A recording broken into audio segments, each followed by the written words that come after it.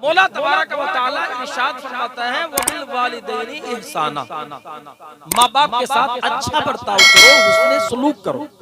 हमारे मौलाना नसीम साहब बता रहे थे और हजरत के एहसानात बतला रहे थे कि मुझे कुरान शरीफ पढ़ने का जो सलीका आया है तो वो हजरत से आया। माशाअल्लाह, ये माशाअल्लाह उस्ताद की मोहब्बत है।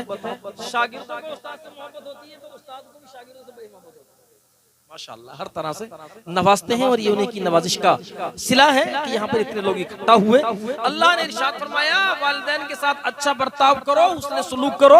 आप हजरात ने देखा हमारे मौलाना अफजालुल कादरी साहब बता रहे थे और अपनी तकरीर के खिताब में कह रहे थे कि मेरी तकरीर के बाद में आप तकरीर सुनोगे तो मेरी तकरीर को भूल जाओगे। और मैं यहाँ बैठा बैठा कह रहा था कि इनकी तकरीर को सुनने के बाद तकरीर करने वाला खुद भूल जाता है कि कहना क्या है। माशाअल्लाह बड़े अच्छे खतीब हैं। बहरहाल मुख्तसर तौर पर मैं अर्ज करूं, मौला तबारक व तआला ने इरशाद फरमाया वबिल वालिदैनि इहसाना, माँ बाप के साथ अच्छा बर्ताव करो। मौलाना अफजालुल कादरी साहब से आपने बारहा सुना कि माँ के कदमों के नीचे जन्नत है, हजरत से बारहा सुना कि माँ के कदमों के नीचे जन्नत है। मुफ्ती साहब बता करके चले गए कि माँ के कदमों के नीचे जन्नत है। हमारे मुफ्ती आजम साहब ने बताया कि तमाम चीजों के ताल्लुक से निचोड़ खुलासा बताया, माँ बाप की अजमतों को बताया। उलमा बताते हैं कि माँ के कदमों के नीचे जन्नत हुआ करती है। हज़रात यहाँ पर एक बात मुझे हालांकि जहन में नहीं थी, पर वक्त याद आई। आज लोग इस बात को कहते हैं कि इस्लाम ने औरत के साथ बड़ा जुल्म किया, बड़ी ज्यादती की। माज़अल्लाह, हमने कहा ऐसा क्यों बोलते हो? कहते हैं कि देखो साहब इसलिए जुल्म किया, इसलिए ज्यादती की कि औरत को कैद करके रख दिया, घर से नहीं निकल सकती है। औरत को बच्चों को संभालना होगा, औरत को घर गृहस्थी को संभालना होगा। मर्द के लिए इजाजत है कि जहाँ चाहे वहाँ चला जाए। और एतराज करने वाले तो और यहाँ तक भी करते हैं कि साहब कुरान कहता है अर्रिजालु कव्वामूना अलन निसा, कि मर्द को औरत पर हाकिम बना दिया। तो माज़अल्लाह एतराज करने वाले कहते हैं कि मर्द को औरत पर हाकिम बना दिया। अगर ये औरत के साथ जुल्म नहीं है तो क्या है? हम बाबा के दुहल कहते हैं अरे औरतों के साथ नाइंसाफी होती थी, जुल्म होता था, उनके साथ जुल्म पर बरकत होती थी, बड़ी नाइंसाफी होती थी, बदसलूकी होती थी। जब इस्लाम नहीं था तब बदसलूकी होती थी, इस्लाम आया है तो उनके साथ हुस्न सलूक हुआ। नारे तकबीर, नारे रिसालत, उलमाए अहले सुन्नत। इस्लाम आया औरत के साथ जुल्म ज्यादती को खत्म कर दिया गया। अब बड़ी संजीदगी के साथ एक सवाल करूं आपसे, बड़ा सिंपल सा सवाल है। एक मर्द अगर चाहे तो कई बीवियां, 4 तक की इजाजत है, लेकिन एक बीवी अगर चाहे तो बैक वक्त कितने कर सकती है? सोचकर बताओगे क्या? एक ही की तो इजाजत है ना, शोहर तो एक ही हो सकता, दूसरे की इजाजत नहीं है जब तक कि ये मौजूद है। तो कुरान कहता है अर्रिजालु कव्वामूना अलन निसा, अल्लाह ने मर्द को औरत पर हाकिम बनाया, एक को हाकिम बनाया। कैद है, एक से ज्यादा शादी नहीं कर सकती है, कैद है, एक से ज्यादा शोहर नहीं रख सकती है, कैद है, एक से ज्यादा खाविंद नहीं बना सकती है। लेकिन औलाद के बारे में कोई कैद नहीं है। एक माँ थी, उनके बेटे हजरत भी हैं, इनके भाई भी हैं, इनकी बहनें भी हैं, माँ एक है, औलाद अनेक है। ऐसे ही है ना, 4 बेटे हो सकते हैं, 5 बेटे हो सकते हैं, 6 हो सकते हैं, 7 हो सकते हैं, 8 हो सकते हैं, 10 हो सकते हैं। और हज़रात हमने तो यहाँ की मिसाल में 100 की सुनी है, पढ़ा है ना। एक के अलावा एक नहीं, माँ के एक नहीं, 10 हो सकते हैं, 50 हो सकते हैं। कुरान कहता है खाविंद को, शोहर को बता दिया कि उसको हाकिम बना दिया गया है। तो देखो कुरान कहता है एक को हाकिम बनाया, अगर 10 है तो उन 10 को माँ के कदमों में ला करके डाल। अगर एक को हाकिम बनाया है ना तो 10 को कदमों में ला करके डाल दिया है। इस्लाम ने ज्यादती नहीं की है, एक को हाकिम बनाया है। अगर 10 बेटे हैं तो 10 को कदमों में ला करके डाल दिया है।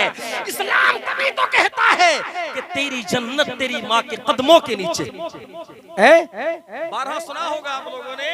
आप अजमेर शरीफ जाएं, बड़ी फजीलत की बात, लेकिन हजरत से मालूम करें कि वहां जाएंगे कितना सवाब मिलेगा।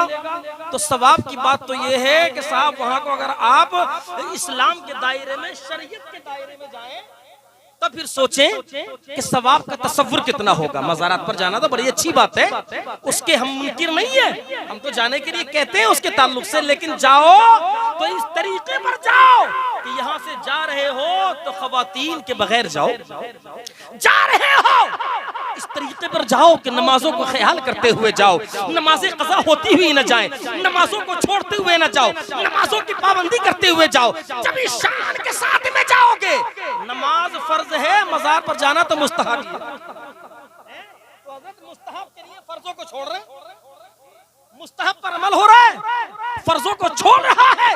सोचो तो सही, एक मुस्तहब पर अमल करने के लिए आप फर्जों को छोड़ रहे हैं, वो साहिबे मज़ार भी कहेगा, बगदाद में जाओगे बगदाद वाला भी कहेगा, अजमेर जाओगे अजमेर वाला भी कहेगा, साबिरे पाक की बारगाह में जाओगे तो वो मज़ार साहिबे मज़ार भी कहेगा, बरेली वाले की बारगाह में जाओगे वो बरेली वाला रज़ा भी कहेगा कि आज ले उनकी पनाह, आज मदद मांग उनसे, कल मानेंगे क़यामत में अगर मान गए। और उन्हें कैसे मनाना है? मदीने वाले कैसे मानेंगे? फरमाते हैं वजुबिलत कुर्रतु आइनी फिस्सलाह, नमाज में मेरी आंखों की ठंडक है। मज़ार पर जा रहा है, नमाज़ें खूब छोड़ रहा है, अजमेर वाले की बारगाह में जाकर के दुआएं कर रहा है, और वो भी वो नहीं देते, उनके वास्ते से अल्लाह ही देता है। यकीदा होना चाहिए हमारा, वो नहीं देते, देने वाले की जात तो अल्लाह ही की है, उसकी अता से अगर चाहे तो। बात समझ में आई आपको? और वहां पर एक चीज ये भी है कि हमने बहुतों को देखा, हजरत की मायत में सरकर्दगी में एक बहुत अजीम खानका में गए, डॉक्टर साहब भी साथ में थे, तो वहां जाने के बाद में देखा हजारों हजार का मजमा, हजरत का जो जलवा था वो तो अलग बात रही, लेकिन वहां पर देखा कि हजारों हजार का मजमा, और उसमें देखा कि कहीं ज्यादा मर्दों से ज्यादा खवातीन। और मज़ार में जब पहुंचे तो हमने बहुत सारे लोगों को देखा कि अपनी पेशानियों को झुका रहे, पेशानियों को साहिबे मज़ार के कदमों में रख रहे हैं, जबकि सजदा तो अल्लाह के लिए है ना, अल्लाह के लिए सजदा है ना। मज़ार के आदाब यही है। मेरे और आपके आला हज़रत ने फरमाया है कि जितना कि किसी जिंदा इंसान से उसकी जिंदगी में दूरी बना करके तकरीबन 4 हाथ पीछे चला था, अभी कोरोना मास्क है जरूरी, और 4 हाथ की दूरी चला था नहीं है कि नहीं, तो 4 हाथ की दूरी पर जाकर के खड़े हो जाओ, वहां पर पेशानी मत झुकाओ, पेशानी तो अल्लाह की बारगाह की नहीं झुकाओ, वहां पेशानी नहीं झुकाते हैं, वो जो मकाम है वो तो दिल को झुकाने का मकाम, वहां पर तो दिल को झुकाया जाए। तो वहां पर जा रहे अल्लाह वालों की बारगाह में पहुंचे, अजमेर शरीफ पहुंचे, बगदाद शरीफ पहुंचे, हाँ अजमेर शरीफ जा रहे हैं, बगदाद शरीफ जा रहे हैं। हजरत साहब आप आकर के मालूम करो, हजरत 10,000 रुपए लगे मेरे, 20,000 रुपए लगे, अजमेर शरीफ गया था मैं, मुझे कितना सवाब मिलेगा? 5,000 रुपए लगे मेरे, साबिरे पाक की बारगाह में गया था, मुझे कितना सवाब मिलेगा? 1.5 लाख रुपए उठे मेरे, बगदाद शरीफ गया था, बगदाद वाले की बारगाह में, मुझे कितना सवाब मिलेगा?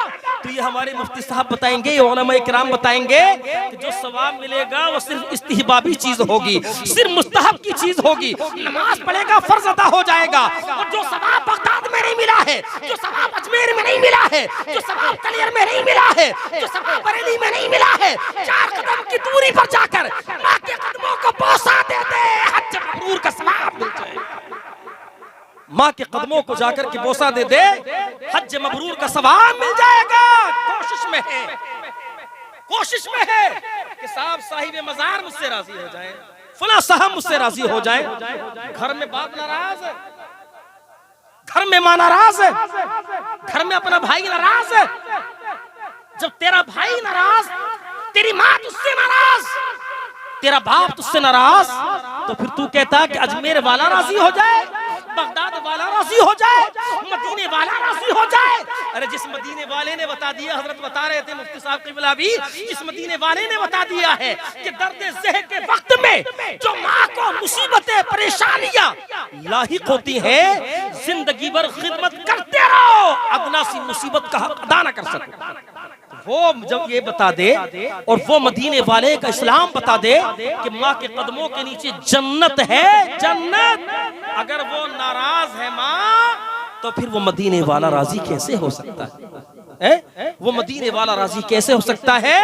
वो राजी नहीं होगा, बल्कि उसको अगर राजी करना है तो बाप को राजी करना होगा, माँ को राजी करना होगा, अपने अहले खाना को राजी करना होगा, इस्लाम की खिदमत करना होगी, नमाज़े पंजगाना का पाबंद बनना होगा, रोजों का पाबंद बनना होगा। अगर ये राजी है तो मदीने वाला राजी है, और मदीने वाला राजी है तो हमारा और आपका रब राजी है। तभी तो डॉक्टर इकबाल कहते हैं कि मोहम्मद से वफा तूने तो हम तेरे हैं, कि मोहम्मद से वफा तूने तो हम तेरे हैं, ये जहां चीज है क्या लोहो कलम तेरे हैं। माँ बाप की बड़ी शान होती है, माँ बाप की बड़ी अजमत होती है। मैंने एक किताब आसारे क़ियामत, अपनी गुफ्तगू को बस खत्म ही कर रहा हूँ, हज़रत पीर और मुर्शिद हुज़ूर ताजुश शरिया रहमतुल्लाह ताला अलैह की तसनीफ किताब, हदीस पाक को उन्होंने बयान किया, उसमें तहरीर किया। अक्सर लोग सुनते हैं इस चीज को। हजरत ने बयान किया, फरमाया हजरत ने कि कोई शख्स नबी के पाक सल्लल्लाहु अलैहि वसल्लम की मुक़द्दस बारगाह में हाजिर हुआ।